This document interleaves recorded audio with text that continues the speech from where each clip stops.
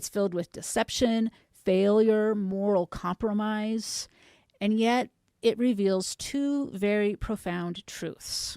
First, God works through deeply flawed people to accomplish his purposes. Judah's failures do not prevent God from bringing forth the lineage to the Messiah. If you are somewhere in life feeling like God can't work through you because you've done X, Y, or Z, I would like to introduce you to all of the deeply flawed people of the Old Testament, because they are his covenant people and he still works through them. He does not abandon them.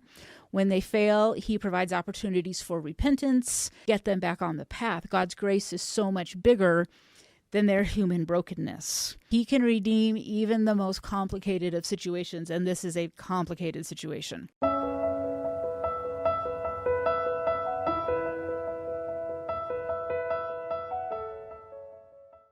Welcome back to Fair's Come Follow Me for Old Testament Year. I am Jennifer Roach, and today we are in Come Follow Me week 11.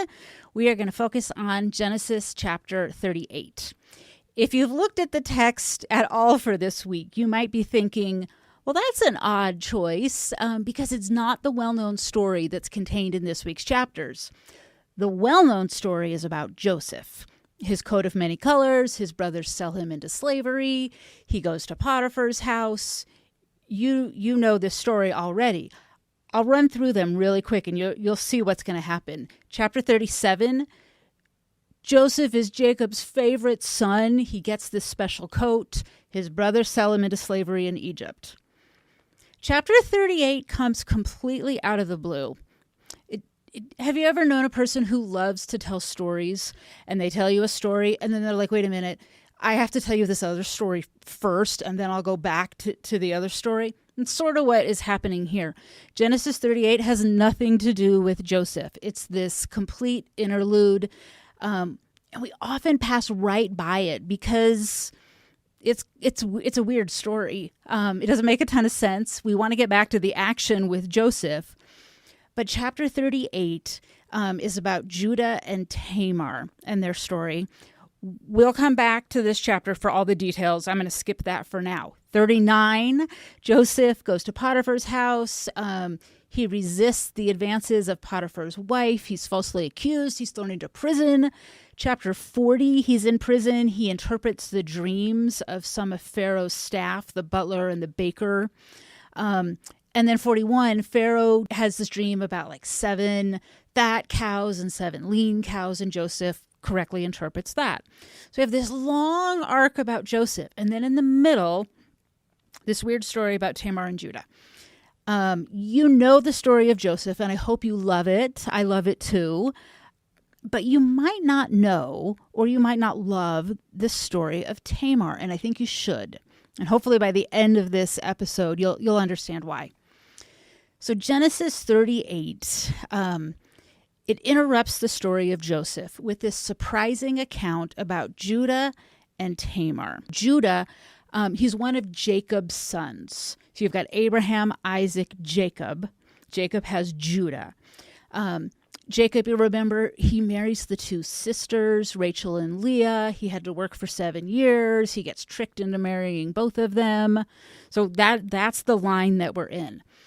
Judah marries a Canaanite woman, and they have 3 sons, Er, Onan, and Shelah. Tamar becomes the wife of Er, Er. But he is struck down by the Lord for his wickedness. He dies pretty early on in the story. And according to their custom at the time, they practice what they called Levite marriage. The idea was if a woman's husband passes before she has had an heir for him, one of his brothers is to step in and take over the role. So Judah, the father, instructs Onan to father children with Tamar so that Er's line can continue. Onan refuses to complete this task. He deliberately prevents conception. And he, too, dies because of God's judgment. God does not like that this has happened. So 2 brothers have been struck dead. Judah is a little freaked out by this. 2 of his sons have died because of their, or in conjunction with their relationship with this woman. And he is not super eager to offer up his 3rd son, Shelah, And so he withholds that son from Tamar. And it really leaves her in limbo. She doesn't have a son from her own husband or from one of his brothers to carry on his line. She's stuck. She's in limbo. Judah figures that his two other sons who had been partnered with her and had died, they met this fate. He does not want this to happen to the rest of his family. And so she's sort of just cast off. But Tamar has a problem. And it isn't a problem that she necessarily even realizes, but we, the reader, can realize. She has a responsibility to her husband to carry on his line. She was not able to produce a son with him, so it's technically his brother's responsibility to help her out, but he won't. And the father refuses on behalf of the other brother. So why do we care? Why do we care that Tamar is in this problem? Well, if you fast forward through the Old Testament into the Old Testament, you find that Tamar is in the line of King David. And in that line is Christ. So unless she is able to bear a son to continue this line out, no baby, no line, no David, no Jesus. So there's really big implications on her, even though at the time she doesn't necessarily know that those are the implications. So this is where it gets weird. Years later, Tamar has been rejected. She's been scorned. No children. Years later, Judah's wife dies. Judah is Tamar's father-in-law, and she hatches a plan. She decides to disguise herself as a prostitute and waits by the roadside, basically to see if she can entrap him into believing she's a prostitute and sleeping with her.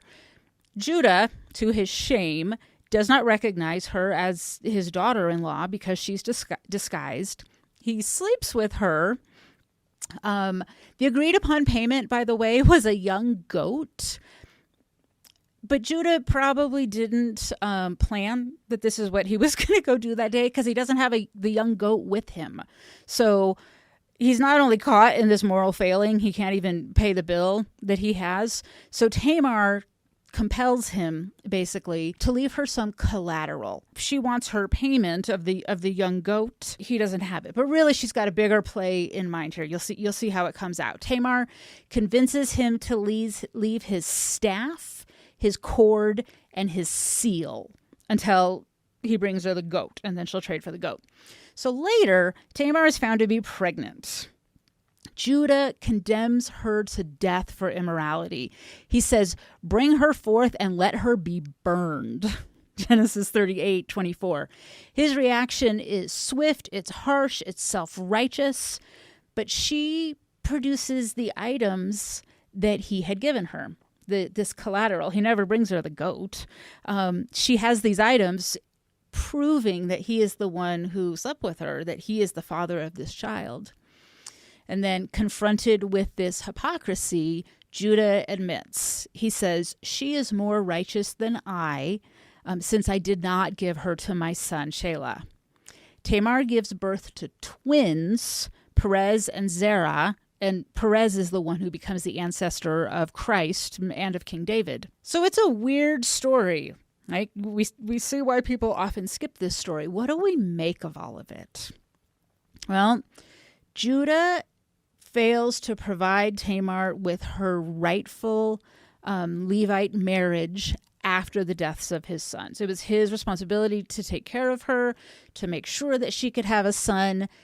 He leaves her in limbo and doesn't seem all that concerned about it. She is denied security that would come with being connected to a man, as well as the chance to fulfill her role in preserving her husband's lineage.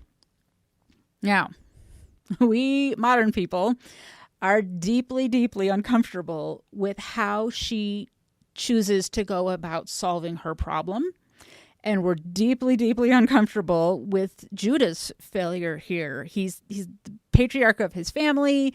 He's in this great line of Abraham. He makes a terrible choice here. There's no equivocation. There's no way for us to read this story and be super comfortable with the actions these two people have taken. But it would be easy to try and parse out blame on both sides. Interestingly enough, that's not what Judah does.